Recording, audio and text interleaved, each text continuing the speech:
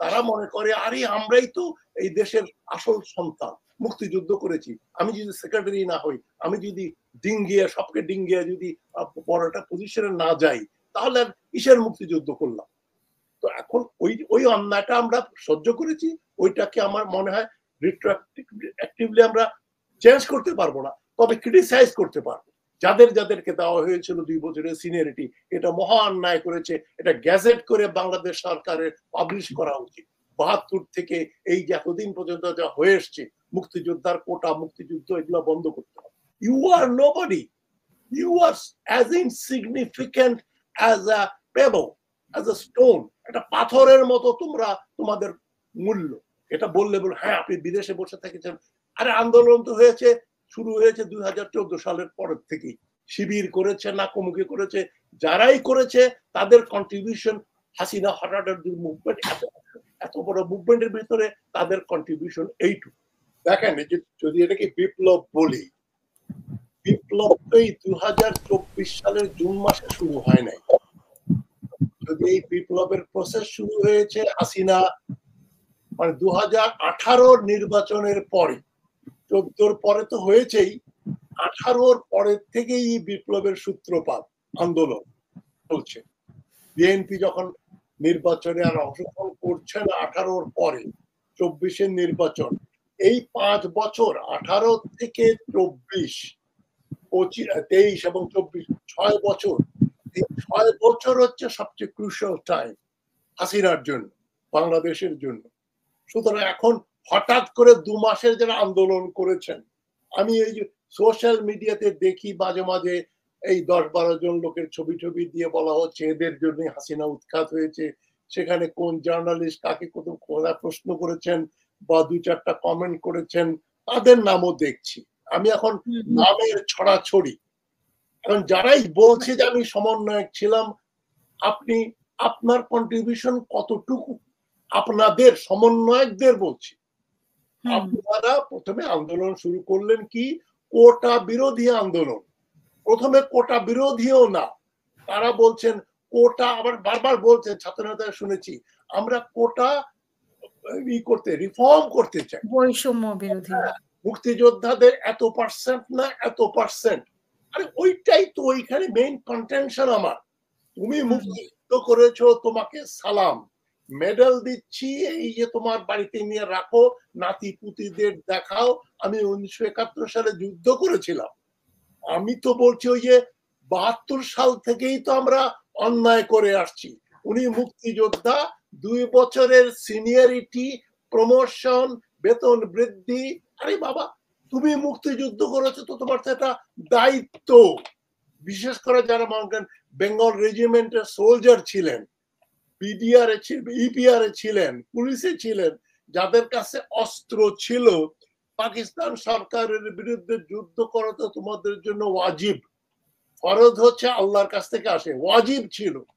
আমি এই উদাহরণটা বহুবার দিয়েছি। আপনার বাড়িতে যদি ডাকাতি হয়, 4-5 ভাই মিলে লাঠি সোটা নিয়ে ডাকাতদের পিটিয়ে বের করে দেয়, তারপর দিন থেকে বলবে নাকি মা বাবাকে এখন থেকে কিন্তু রুই মাছের মাথাটা এবং মুরগির ভালো অংশটা আমরা খাবো, আমরা না থাকলে ডাকাতরা তোমাদের মেরে ফেলতো, লুটপাট করতো, ধর্ষণ করতো, আমরা 4 ভাই তোমাদের রক্ষা করেছি, আমরা এখন তোমরা আমাদের জন্য কাজ করবে, আমরা তোমাদের স্বাধীনতা রেখে দিয়েছি।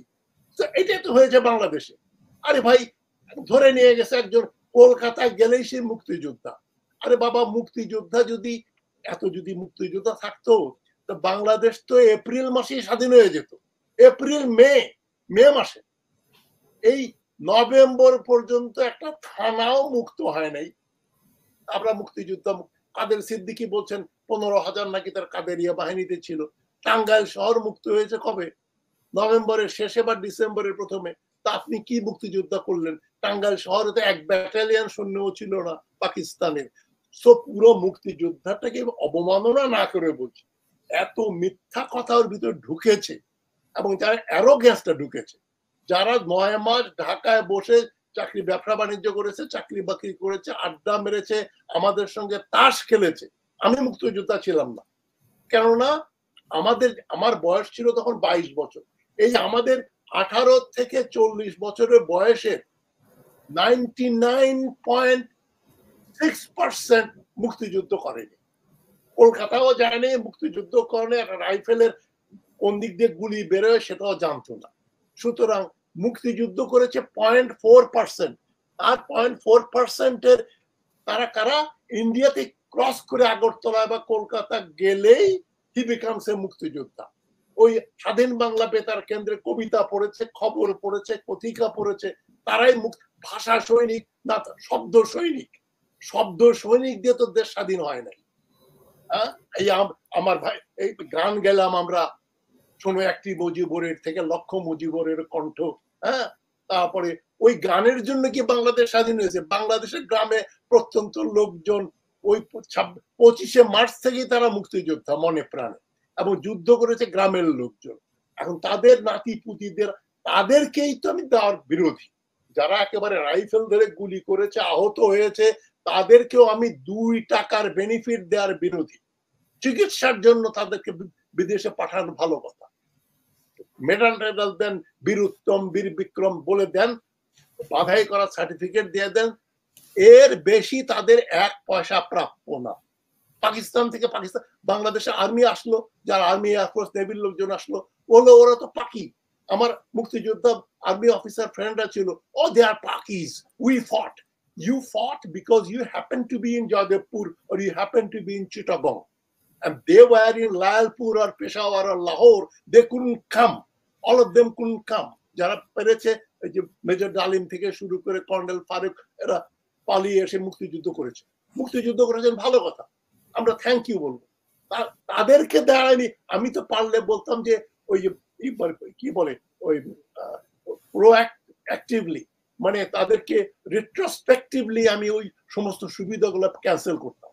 যে তোমাকে প্রমোশন দেওয়া হচ্ছে, এত টাকা তোমাকে বেশি বেতন দেওয়া হচ্ছে, তোমাকে 2 বছর সিনিয়রিটি দিয়ে, you owe that money to Bangladesh government. আমার কথাটা যদি আপনারা একটু মনোযোগ দিয়ে শোনেন, তাহলে বুঝবেন যে বেসিক ফান্ডামেন্টাল কথাটা আমি বলছি। মুক্তিযোদ্ধা বলে কোনো কিছু নাই, সবাই মুক্তিযোদ্ধা। আপনি মুক্তিযোদ্ধা করেছেন বলে আপনি 5 টাকার বেনিফিট আপনি যদি নিয়ে থাকেন, ওটা বেআইনি করেছে। এটা আমেরিকায় যারা স্বাধীনতা যুদ্ধ করেছে, ইন্দোনেশিয়াতে করেছে, ভিয়েতনামে করেছে। ভিয়েতনামে তো ওই মুক্তিযোদ্ধার রাজাকার বলে কিছু ছিল না।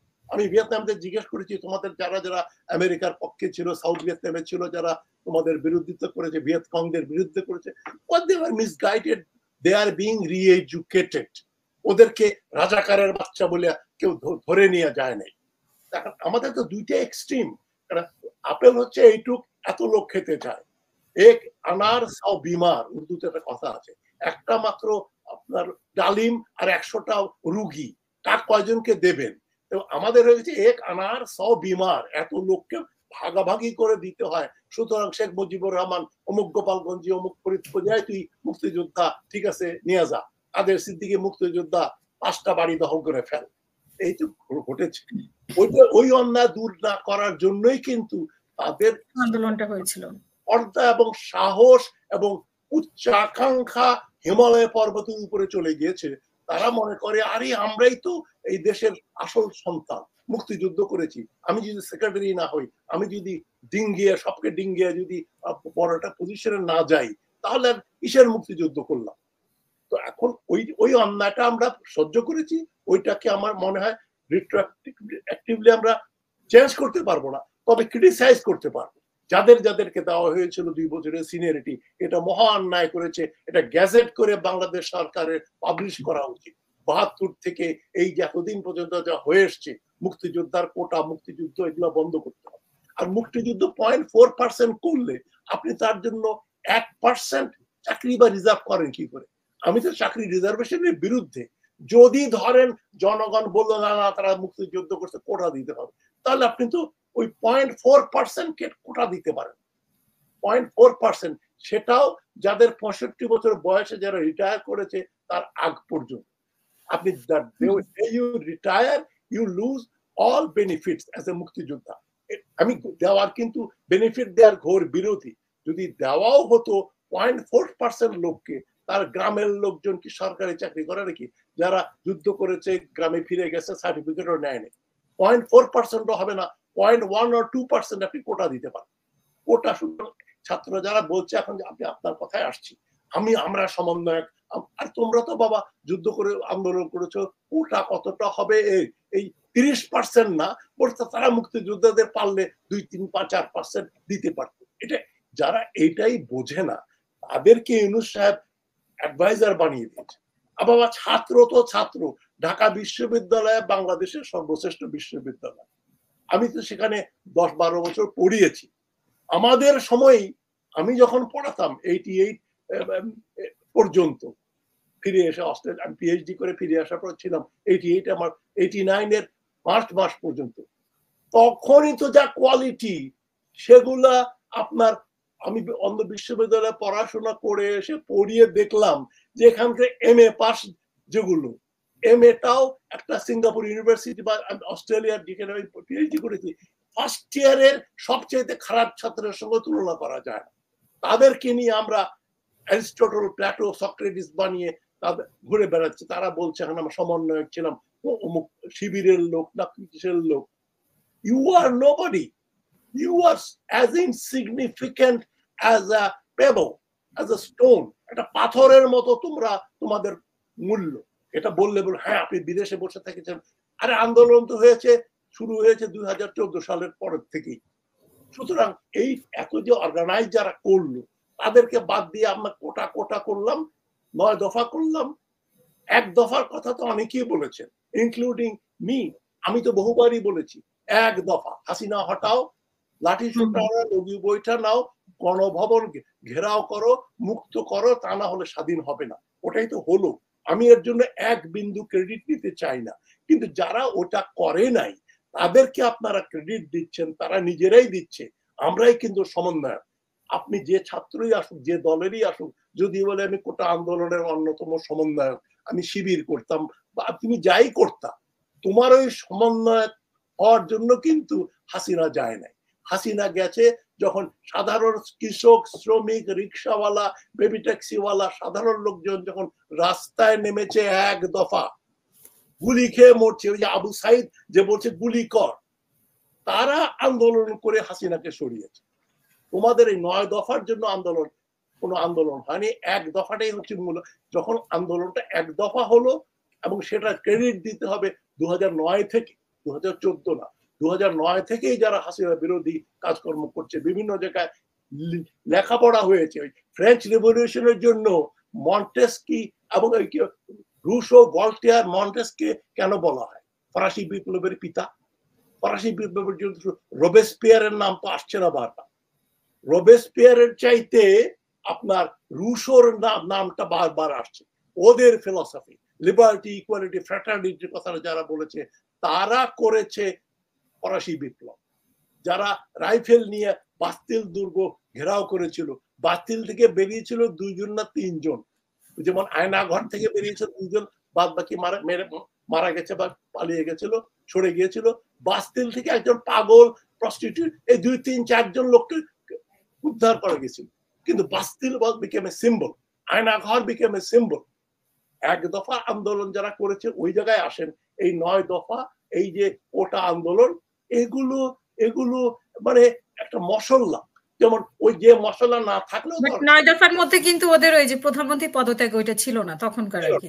যারা প্রধানমন্ত্রীর পদত্যাগ বলেছে, যারা বলেছে গণভবন ঘেরাও করো, সেক্রেটারিয়েট ঘেরাও করো, সবগুলা থানা গ্রেফতার করো, আমি বারবার বলেছি এমন অবস্থা করবা যেন পুলিশ ইউনিফর্ম এবং রাইফেল ছেড়ে দৌড়ায়।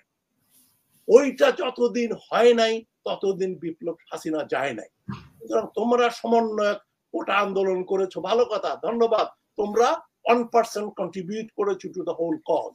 এখন হয়ে গেছে কি, এই কোটা আন্দোলনটাকে গ্লোরিফাই করে, এবং যে ছাত্র যেগুলো বললাম, আমি শেষ করছি, আমার এক কলিগ, আমি যখন সিঙ্গাপুর ইউনিভার্সিটিতে পড়াতাম, ঢাকা ইউনিভার্সিটিতে আইবিএ তে প্রফেসর ছিল সে বছর, আমার খুব স্নেহধন্য ছোট ভাইয়ের মতো, সে অস্ট্রেলিয়াতে এখন প্রফেসর। সে ইলিনয় থেকে ডিগ্রি করা, ইলিনয় আরবানা শ্যাম্পেন থেকে। তো সে সিঙ্গাপুর ইউনিভার্সিটিতে অ্যাকাউন্টিং এর হি ওয়াজ এ লেকচারার। আমি বলছি 92-93 কথা। তখন সে আমাকে বললো যে হাসমি ভাই, এই যে অঙ্কগুলো আমি সিঙ্গাপুর ইউনিভার্সিটি অ্যাকাউন্টিং এ ফার্স্ট ইয়ার ছেলে মেয়েদের পড়াই, যে অঙ্ক করে, আমি এমবিএ তে আইবিএ তে পড়াইতাম, ওখানে MBA করার ছেলে পেলেও এই অঙ্ক করতে পারতো না, ওই লেভেলের অঙ্ক। যেটা সিঙ্গাপুর ইউনিভার্সিটিতে ফার্স্ট ইয়ারে পড়ানো হয় আন্ডার গ্রাজুয়েটকে, সেটা IBA তে MBA তে পড়ানো হয়। MBA IBA ইনস্টিটিউট, মাই গড, না জানি কি জিনিস। এখন ঢাকা ইউনিভার্সিটির আমি ছাত্র ছিলাম, ছাত্র হিসেবে আমি তখন তো বুঝতাম না, সবাইকে আন্তর্জাতিক খ্যাতি সম্পন্ন মনে করতাম। বাইরে গিয়ে দেখলাম যে আন্তর্জাতিক খ্যাতি সম্পন্ন জিনিসটা কিন্তু অন্য। আন্তর্জাতিক খ্যাতি সম্পন্ন প্রফেসরকে অন্তত 15টা বিশ্ববিদ্যালয় প্রফেসররা চেনে।